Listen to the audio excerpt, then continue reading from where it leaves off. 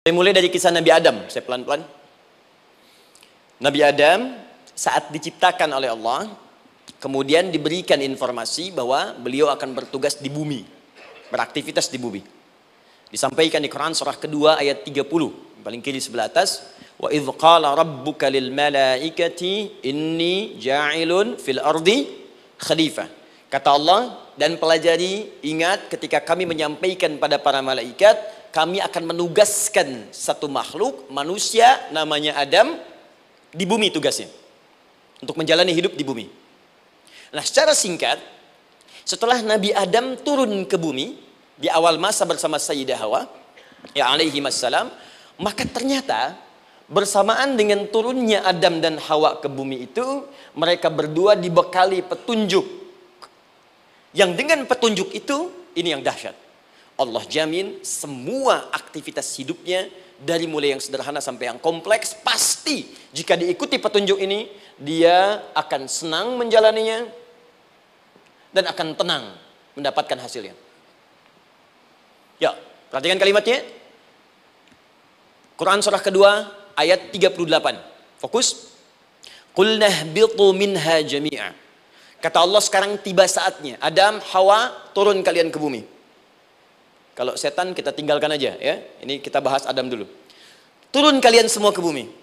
Fa imma ya'tiyannakum minni huda. Maka nanti sejak kalian tiba di bumi itu, aku akan turunkan satu petunjuk disebut dengan hudan namanya. Hudan. Fokus. Faman tabi'a hudaya, maka jika Anda dan keturunanmu mengikuti semua detil di petunjuk ini, fala khaufun alaihim walahum yahzanun, maka aku pastikan engkau dan seluruh keturunanmu akan menjalani hidup di muka bumi dengan tenang dan senang. Fala khauf, khauf itu gelisah, takut. Lawan dari takut apa? Tenang. Lawan dari gelisah, tenang. Kata Allah, jika Anda mengikuti tuntunan hidup yang ini, maka saya jamin semua hidupmu tenang. Walahum yahzanun, dan saya pastikan selama hidup di muka bumi itu kalian tidak akan pernah bersedih. Senang, lawan sedih itu senang. Jadi ternyata kita itu diminta tugas di bumi itu bukan untuk dipersulit. Jadi kalau ada yang hidup sampai saat ini sedih deh, di rumah tangga sedih, di kantor nggak tenang, pasti di antara poinnya bukan nggak mampu senang, tapi boleh jadi yang hidup ini tidak membaca petunjuk kehidupannya. Anda kerja di perusahaan, teman-teman ada yang di Pertamina, ada yang di yang lain. Kalau Anda nggak ikuti petunjuk, kan pekerjaan tidak akan berlangsung dengan nyaman kan? Kalau Anda nggak ikuti aturannya, bagaimana bisa mengerjakan petunjuk itu dengan nyaman?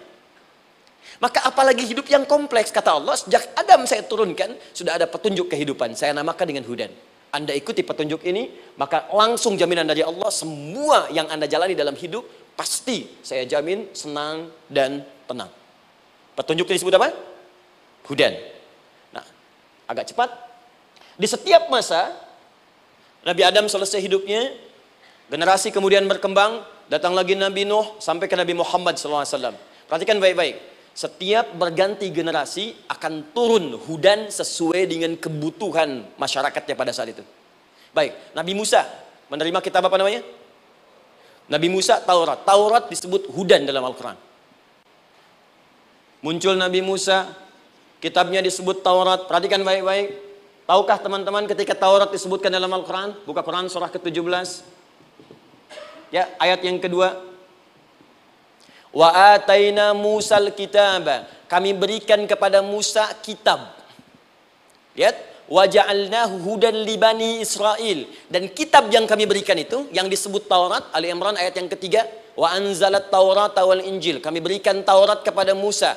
Nah, saat Allah turunkan Taurat itu, hudan li bani Israel. Isi Taurat ini adalah petunjuk kehidupan khusus untuk Bani Israel saja. Umatnya Musa. Jadi kalau umat Nabi Musa mengikuti petunjuk hudan, Taurat ini, kata Allah, saya jamin semua hidupnya tenang dengan senang. Nabi Isa turun Injil. Injil disebut hudan dalam Al-Quran.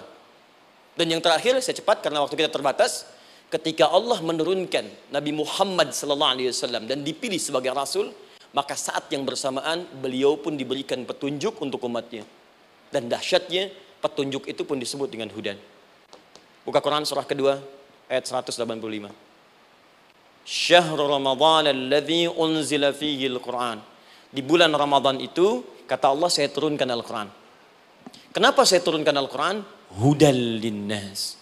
Saya jadikan Quran ini sebagai petunjuk, pedoman hidup linnas, bukan terbatas untuk satu komunitas, tapi untuk seluruh manusia sampai kehidupan berakhir. An-Nas disebutkan 241 kali dalam Al-Quran, menunjuk pada semua manusia tanpa kecuali.